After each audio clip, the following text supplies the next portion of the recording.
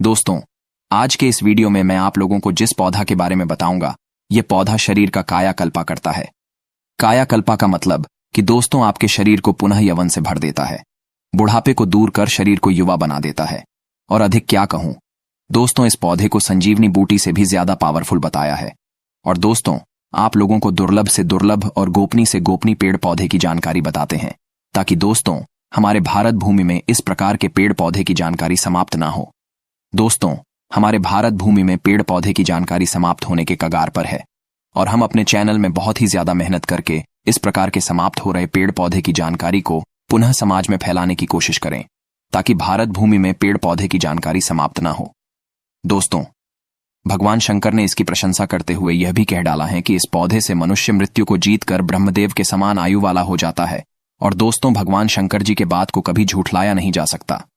भगवान शंकर स्वयं कहे हैं कि इस पौधे की ज्ञान प्राप्त करके मनुष्य गगनचर हो जाता है, अर्थात दोस्तों आकाश में भ्रमण करने वाला शक्ति प्राप्त कर लेता है।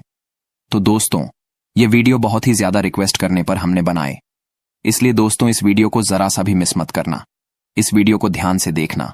और हाँ दोस्तों, आप लोगों को इतना बता दूं तो दोस्तों, एक बार माता पार्वती भगवान शंकर जी से पूछने लगे कि हे स्वामी, आप सभी जड़ी बूटी और पेड़ पौधे के विद्वान हो। हे भोलेनाथ, हे प्रभु, मेरे मन में अत्यंत हर्षित और प्रफुल्लित हो रहे हैं। हे प्रभु, अब मुझसे श्वेत पुनर्नवा कल्पा के दिव्य गान को कहिए। तो दोस्तों, आज के इस वीडियो में मैं आप लोगों को श्वेत पुनर्नवा कल्पा के बारे में बताऊंगा, इसलिए इस वीडियो को ध्यान से देखना है।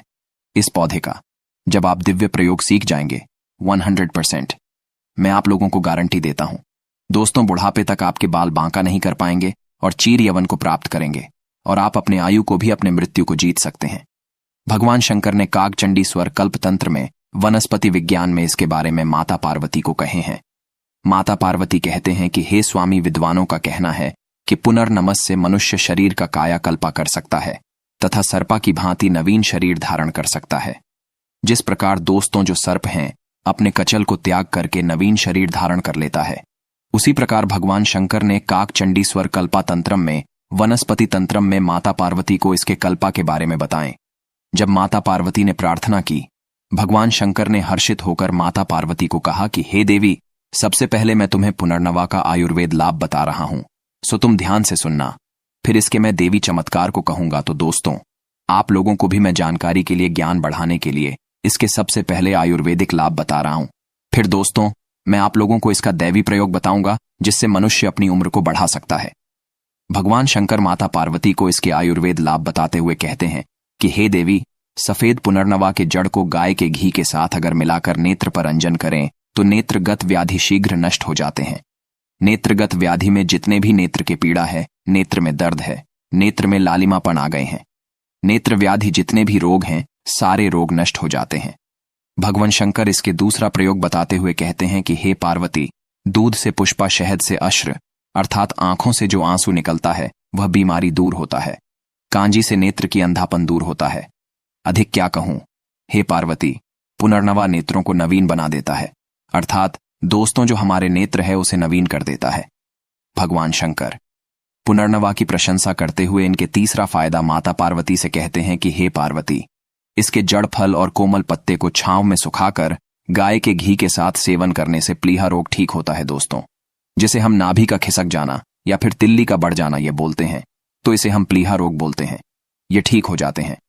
भगवान शंकर कहते हैं कि मिश्री के साथ इसके चूर्ण को जो मनुष्य पीता है वह मनुष्य सैकड़ों वर्ष तक निरोग जीवन जीता है, अर्थात दोस्तों जो रोग है उनके बाल बांका नहीं कर पाते, मनुष्य दीर्घजीवी होता है, निरोग काया प्राप्त करते हैं। और भगवान शंकर इसकी प्रशंसा करते हुए माता पार्वती को यह भी कह डालते हैं कि हे पार्वती, ज्योतिषमती और इसके जड़ के चूर्ण को पीने से मनुष्य जो मनुष्य की काम अग्नि है वह बढ़ जाता है, अर्थात मनुष्य की जो यवन क्षमता है, जिसे हम एमिना बोल सकते हैं या फिर संबंध बनाना बोल सकते हैं, वो बढ़ जाते हैं। इसके जड़ और शहद, यह दोनों को एक साथ सेवन करने से बुढ़ापा दूर होता है। अब इसके मैं दैवी प्रयोग बता रहा हूं, तो दोस्तों आप लोगों को ध्यान से सुनना है। वीडियो में और भी आगे जानकारी बताने से पहले बस आप लोगों से इतना निवेदन है, दोस्तों अभी तक वीडियो को लाइक नहीं किए होंगे तो वीडियो को लाइक कर देना, चैनल को सब्सक्राइब कर लेना। तो दोस्तों आइए इसका हम दैवी प्रयोग जानते हैं। दोस्तों, रविवार के दिन जब पुष्य नक्षत्र पड़े तो पुष्य नक्षत्र में सूर्य उदय से पहले अर्थात प्रातःकाल जो सफेद पुनर्नवा के जड़ और पत्र है, इसे इकट्ठे कर लेना है और इसके सूक्ष्म चूर्ण को घी और शहद के साथ आलोकित करके 1 माह के लिए घर के पवित्र स्थान पर रख देना चाहिए। आप लोगों को जानकारी के लिए बता दूं, घी और शहद यह दोनों दोस्तों सेवन करने से मनुष्य की मृत्यु भी हो जाती। इसलिए जब भी आप यह क्रिया करें, किसी वैद्य या फिर जो आयुर्वेद के अच्छे जानकारी रखते हो उनके समीप में रह करके ही करना। तो भगवान शंकर कहते हैं कि 1 माह तक अगर घी और शहद के साथ आलोकित करके इसके चूर्ण को पवित्र स्थान पर रखें और 1 महीने बाद पवित्र होकर के बसंत ऋतु में प्रतिदिन एक निश्चित मात्रा में अगर इनके 1 माह तक सेवन करें तो हे पार्वती, इस दिव्य पौधा के प्रयोग से मनुष्य चंपा पुष्पा भाति अर्थात चंपा के पुष्पा के समान कोमल शरीर प्राप्त करता है। भोरे के समान उनके बाल हो जाता है और बृहस्पति के समान ऐसे मनुष्य विद्वान होकर के 500 वर्ष तक जीवित रहता है। हे पार्वती, इसमें किसी भी प्रकार का संदेह नहीं है दोस्तों। इसलिए मैं आप लोगों को वीडियो के पहले ही बताया कि यह जो पौधा है कोई साधारण पौधा नहीं है। इसकी प्रशंसा स्वयं भगवान भोलेनाथ ने और अनेक प्रकार के विद्वानों ने की है। तो इस वीडियो के माध्यम से मैं आप लोगों को और भी बताऊंगा। भगवान शंकर कहते हैं कि इसके जड़ में ताम्र उष्ण शांत होकर स्वर्ण हो जाता है। विशेष प्रकार से अगर स्वर्ण से युक्त करके अगर इसके रसायन क्रिया करें, अर्थात इस पौधे को अगर स्वर्ण के साथ मिलाकर के पिघला करके रसायन क्रिया करें और मनुष्य अगर इनके भक्षण करते हैं, ग्रहण करते हैं, तो कामदेव के समान सुंदर और अनेक काल तक जीवित रहता है। इसमें संदेह नहीं है। तो दोस्तों, भगवान शंकर ने माता पार्वती को जो इनके देवी प्रयोग कहे सो मैं आप लोगों को बता दिया हूं। आप लोग इसे ध्यान से सुनना। इसके पाउडर का चूर्ण दूध के साथ सेवन करने से मनुष्य जवान और यवन रहता है। अर्थात दोस्तों, मनुष्य को बुढ़ापा नहीं आता तो इसके पाउडर का चूर्ण दूध के साथ आपको नित्य सेवन करना। अगर बुढ़ापा से बचना चाहते हो तो और अधिक काल तक इसके सेवन करने से मनुष्य जीता है। दोस्तों, पुनर्नवा को पीस करके घाव पर बांधने से कैसा भी घाव क्यों ना हो, कितना भी घाव का गड्ढे क्यों ना हो, चमत्कारिक तरीके से ठीक होकर के पुनर्नवा शरीर पर नवीन मांस भर देता है। दोस्तों, एक समय की बात है जब भगवान लक्ष्मण जी को शक्ति बाण लगा था।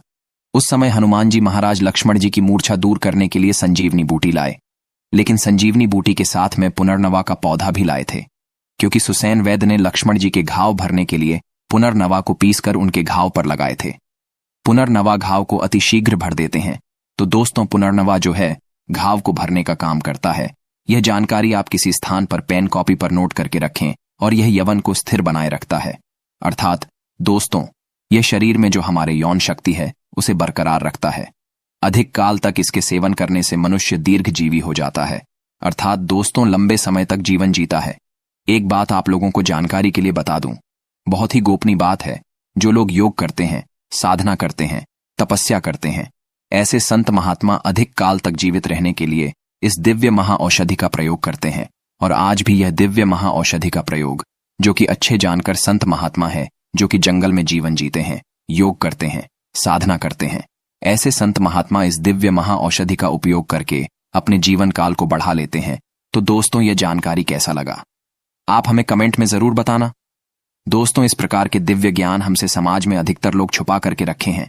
तो सफेद पुनर्नवा, इसके बारे में हमने सोचा क्यों ना लोगों को जानकारी दे दिया जाए।